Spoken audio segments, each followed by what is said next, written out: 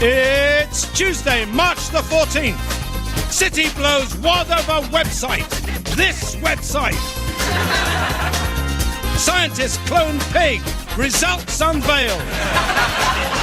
Pensioners demand power. Next they'll want inside box. Please welcome Mr. Ian Lee.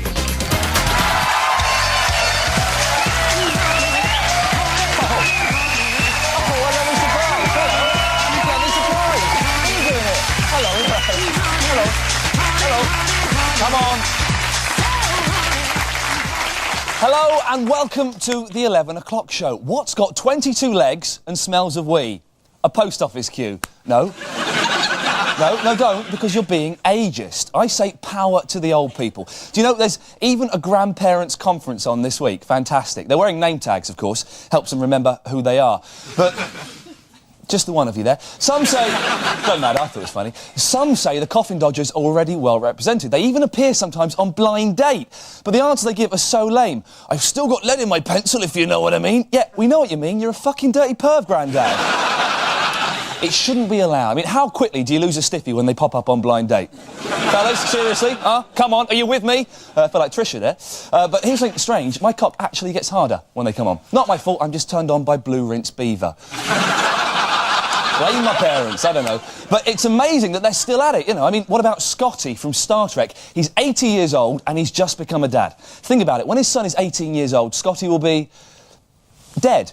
But honestly, I can't wait to get old. You can ignore people by pretending to be deaf, touch birds' arses without getting a slap, and cop a snog off a granny. As long as you don't mind a mouthful of whiskers. And that's just the cat food they eat, ladies and gentlemen. But enough of this oldie oratory, ladies and gentlemen, please welcome Miss Daisy Donovan. Nice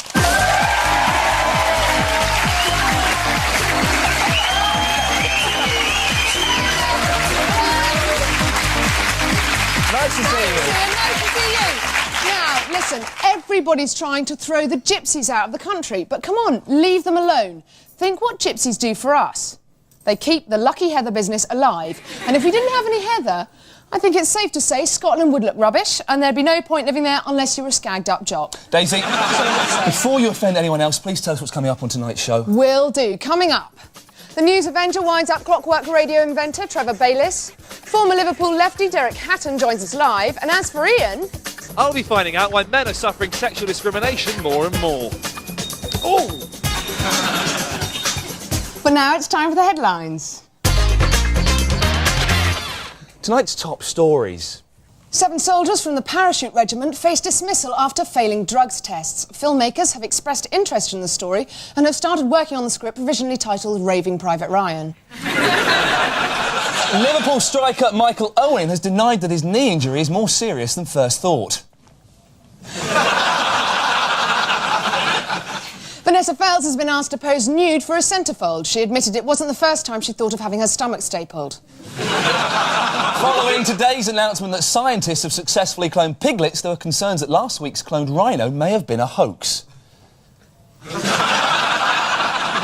Hillary Clinton presented Mo Mowlam with an award for her work in the peace process. Bill Clinton also gave Mo something to help stick down her wig.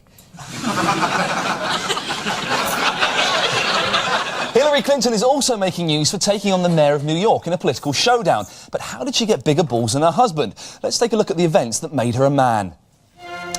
They say life begins at 40, but for Hillary Clinton, it began at 0. Born in 1947, no one knows anything about her early life, except she looked like Scooby-Doo's lesbian friend Velma. Before blossoming in later life into a cross between Sharon Stone and Judy Finnegan. Her life changed forever when she married Bill Clinton in 1975. 5 years later, daughter Chelsea was born, a bouncing baby.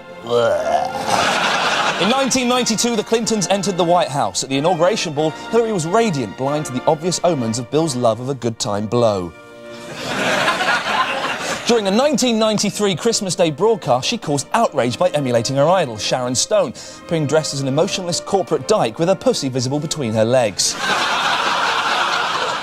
It wasn't long before further cracks appeared in the Clinton marriage, namely those of Jennifer Flowers and Monica Lewinsky.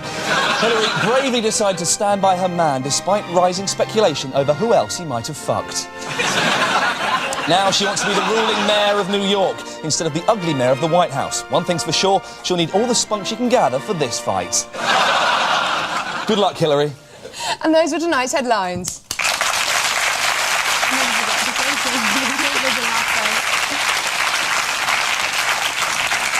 The flotation of lastminute.com today caused a share-buying frenzy in the city. For more on the story, here's Paul Garner with his report. When I was growing up, losers like this were the only people using computers. But today's lucrative flotation of lastminute.com has given normal people a glimpse of some of the fortunes that can be made. In just a few hours this morning, internet entrepreneur Martha Lane Fox went from being a possibly if I'd had a few pints to a I definitely would. She's gorgeous. After banking £50 million from the flotation of lastminute.com. With millions to spend, Lane Fox now has to decide whether to invest it in her company or blow the lot by treating herself and two friends to a full English breakfast at a motorway service station.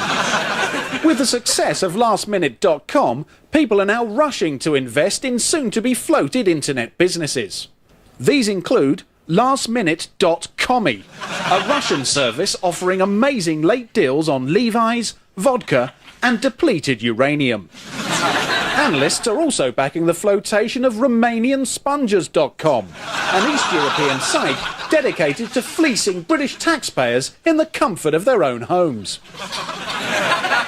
Finally, there are big hopes for www.bankrupt.com, the site where city investors can declare themselves bankrupt online when they realise they've invested 300 grand of their money in a 14-year-old from Woking with a PC in his bedroom.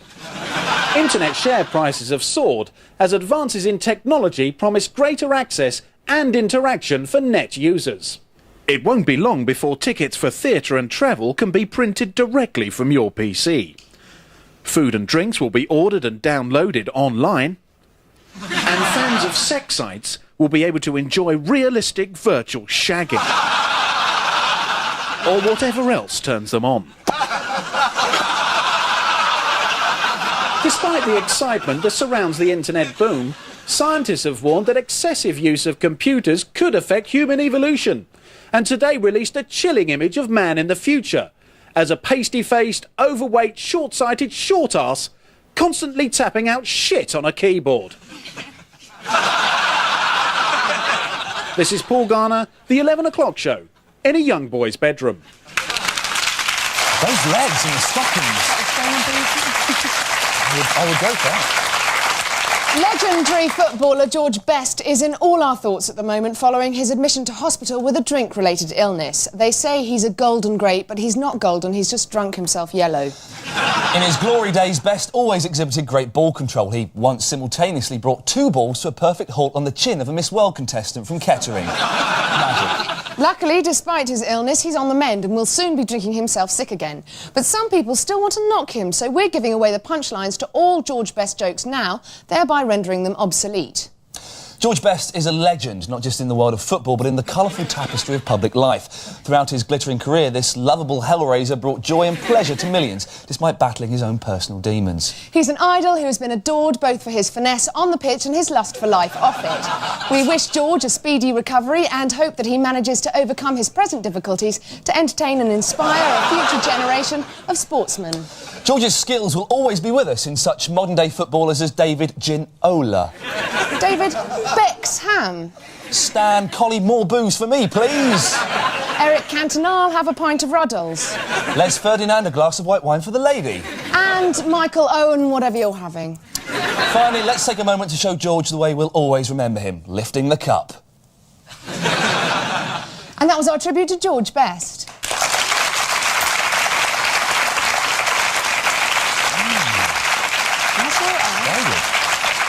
New research says that men are now more likely to complain about sexual discrimination than women, which is odd because A, they're always asking for it, and B, they love it, really. But does this mean that men are the new women? Here's my special report.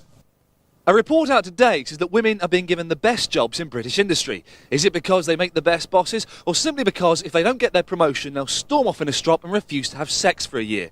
I've come here to London to find out. Should men and women have equal opportunities at work, do you think? Absolutely, I agree, yeah. Even the women? Yeah. That's fair enough. Do you think that women getting to the top in business is a sign of sisters doing it for themselves? Yeah, I think women who do get to the top certainly... It'd be nice to have a look at that, wouldn't it, now and then? Sisters doing it for themselves, I mean. It'd be nice to catch a glimpse of that. don't know. I've got some videos. A man was recently told he wasn't allowed a beer pump next to the water dispenser at work and successfully sued for discrimination, saying, "I'm a man, I need beer." Is this justice gone mad? It is daft, yes. Would you ever consider having a pump in the office? No, no. One woman boss forced a male employee to strip while she snorted cocaine off his cock. Is that sexual discrimination, or is he simply lucky as fuck? He's a dirty bastard. What if you, as a man, asked to be given wanking time at work and your boss refused? Would you sue for discrimination? I am my own boss, so I can make up my own mind. Oh, really? So you're your own boss, you can crap one off whenever, and you know you won't get in trouble for it? Yeah. As a woman, do you like it when the blokes, fondle you at work? Chances are you get a right-hander out of me. Really? You bring them on? Sorry, I thought you were saying completely different. So there we have it. While it appears that women may be given the best jobs, I, for one, am going to stick to the job that I know best, being rude on the telly. Until next week's instalment of Filth, this has been Ian Lee, The 11 O'Clock Show, London.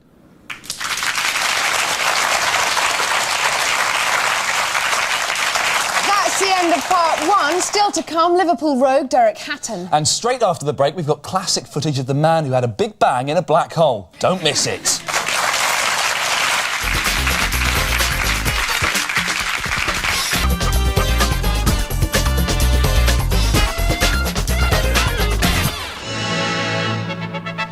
(1954), and Big Bang boffin Albert Einstein celebrates his 75th birthday. He said energy equals MC squared. He was wrong. Energy equals AC/DC. Everybody knows that, you wonky-haired twat.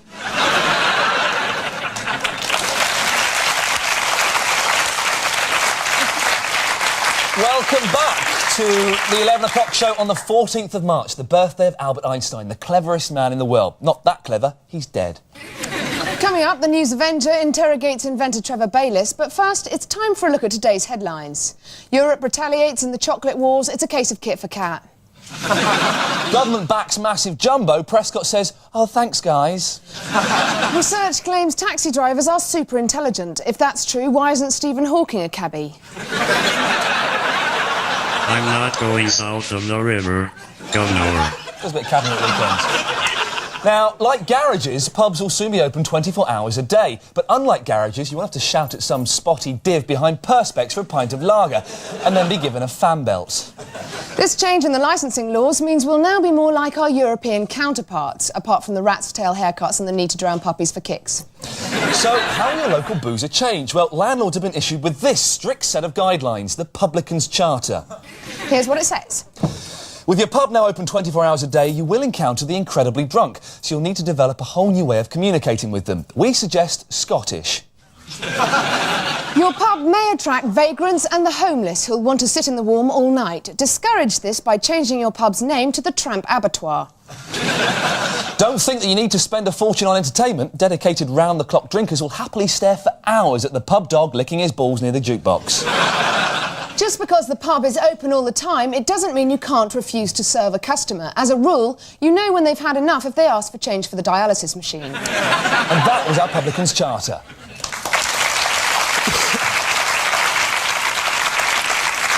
Now time to tell you about tonight's guest. He's the Liverpool lefty who once ran the city straight into conflict with the establishment. He got on Thatcher's tits and up Kinnock's nose, yet emerged squeaky clean. He's gone from militant tendency to business consultancy. He's flash, he's brash, and he's currently talk of the town on radio. Please welcome Derek Hatton. The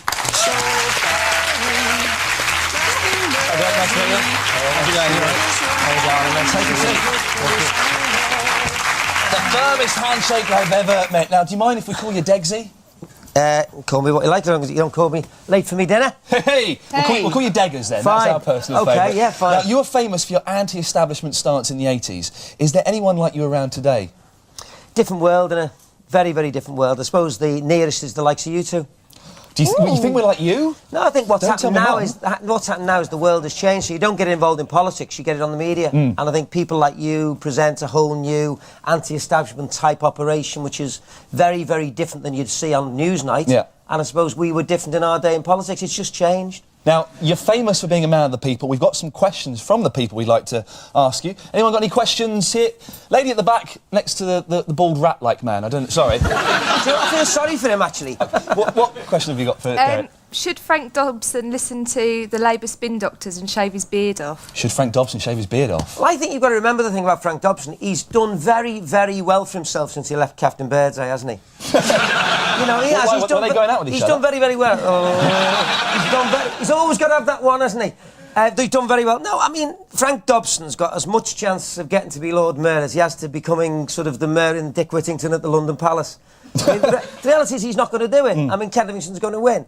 But once Ken Livingstone gets in, he'll just be simply a hostage to fortune, because you'll get all these Mickey Mouse groups that have supported him. He'll get in there, they'll all want their own demands, and one thing Blair will do, he'll take all the powers off him. I think there's a chap there with the glasses and the dodgy tie. Yes, sir, do you want to stand up and ask your question? It's been revealed that John Prescott not only has 2 Jags, but he also has 4 houses. I mean, do you think that politicians are only in it for themselves? Well, I think that people now are getting to the position where they'll just get whatever they can, and John Prescott is no different. I mean, anybody who can get in a car, go from there to there, a party conference, for his wife to have her hair done, and then you don't tell the difference afterwards. There's got to be something wrong with them as well, isn't there? He had a lot of pies in the boot, apparently, as well. A lot of pie, yeah. Did you find it difficult to work after you got accused of corruption? Yeah, initially I did. It's very, very difficult. On a serious note, it's very, very difficult because although you're not in anything in British society, you're not guilty until you prove so. Nonetheless, you throw enough shit and it stinks. Now, I think we've got time for one more quick question. Is anyone else? Yeah, the only person with their hand up in the front row there. Thanks for that. What's your question for Deggers? No, not you. Tony Blair's going head-to-head with William Hague and Charles Kennedy in 2 TV debates. Who'll come off best? William Hague will smash the 2 of them. Do you know something? A couple of months ago, I had William Hague on the show, and I was amazed how bright he is. Forget whether you agree with him or not. It doesn't matter. It's shining, though, isn't it, with the polish? How bright he is, right? And afterwards, after I talked to him, you might laugh at this, but if someone had said to me, who do you want to go and have a pint with, William Hague or Tony Blair? I'd have gone and had a pint with William Hague. He's a far more human person on a one-to-one basis. And you watch him in Question Time, he batters, doesn't he? He batters Tony Blair. Yeah, he's very clever. Deggers, finally, some people say you never really represented the true spirit of Liverpool. We think we found some better candidates. Like you, they were big in the 80s, they're always ducking and diving, and many people say they epitomise that famous Scouse sense of humour. Let's have a look. It's the Boswells from Bread, ladies and gentlemen. Ladies and Derek Hatton. Thank you. Thanks, Derek.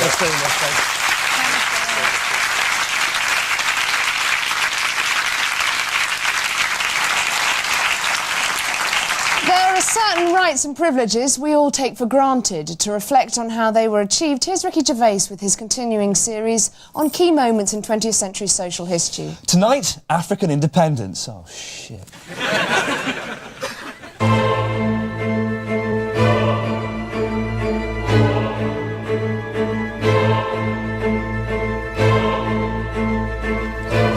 The 60s and 70s saw Africa gradually gain independence. Britain alone handing back 8 countries from colonial rule. Independence meant working out their own systems of government, health services, educational systems. Also running their own armies and economies. They were on their own. We get a call in the early 80s. Hello, England. It's the President of Africa here. Is Harold Wilson or the Queen there, please? They're not in charge anymore. This is Thatcher. What do you want? Oh, can you help us? We're starving. Sorry, I thought you were independent. No, but it's the drought and the famine. Yeah, you should have thought of that before you went off on your own. Yeah, we didn't know it was never going to rain again, did we? It's awful. Awful? I'll give you awful. In the long hot summer of 1976, Ken had a hosepipe ban. We were told to have a bath with a friend. Which I did, actually. I say a friend. It was more a friend of my granddad's. But 10 quid's a lot to a kid in Reading. Anyway, all the Boomtown Rats, they're not doing anything. What about all the fighting? Sort it out, we're sending Michael Caine again. Good lad, Thatcher. I didn't have to wash him.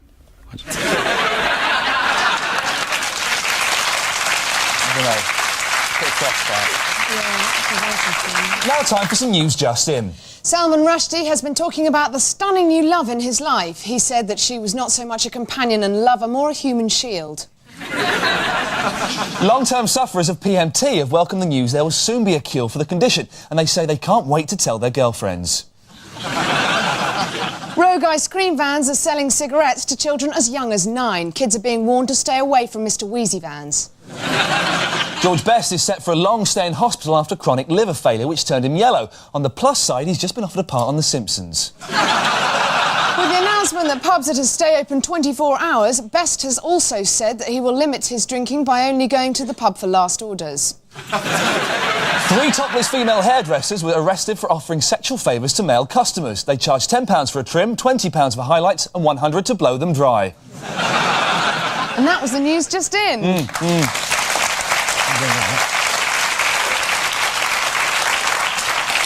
The Clockwork Radio has revolutionised communications in the third world, and its inventor, Trevor Bayliss, has single-handedly changed the lives of millions. That's good enough for most people, but not for our news Avenger. She's got to put her own spin on things. You are?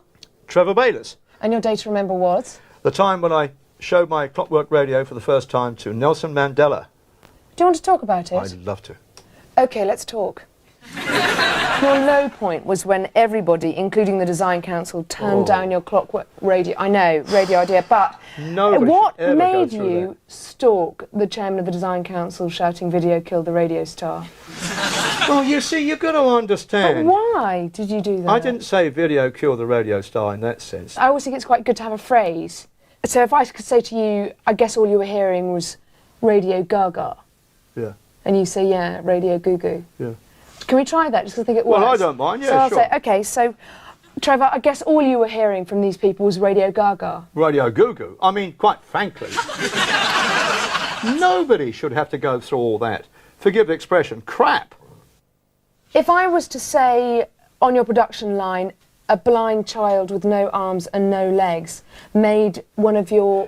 Well, let us not... No. But just using the agility of its mouth. No, let's not go OTT. Let's not go over the top. You've got a human being there doing a normal production line job. But for us, you know, the more disabled, the better. You know, so no. Ask me a question and we'll go for it. And I'll explain the situation there for you so you understand it. OK, was there a blind child with no arms and no legs that made part of your radio using the agility of its mouth alone? This I cannot confirm. Now, if... You cannot deny, though. Well, I really don't know because I didn't see that child. That'd be a bam and got him. Now, let's talk about the day you met Nelson Mandela. You were the first person to see him in jail. No, I didn't see him in jail. You did? No, I never saw him in jail. You did? You were the first person... No, you see. To ever see him... No. Hold on 1 second. You were one of the few people to have seen Nelson Mandela in jail. No. You don't have to be modest. No, I didn't see him, Kate. I don't know where you get this stuff from. I met Nelson Mandela at his place in Pretoria. But it would make a better story if I you don't saw care. him. I am not going to lie. I know it would. This is not theatre. I know it would. Look, but it is a bit of showmanship, isn't it? No, it isn't. It's a porcupine.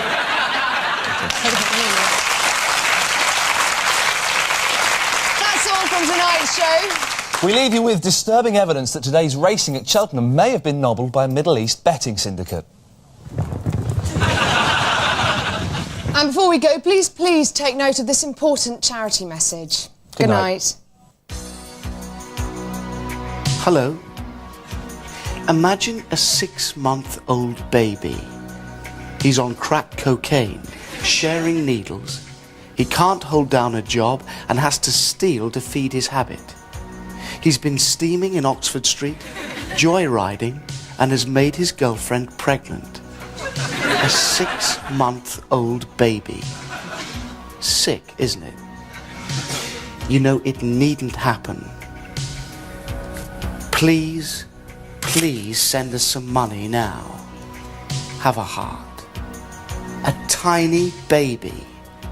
Come on. Don't be a cunt.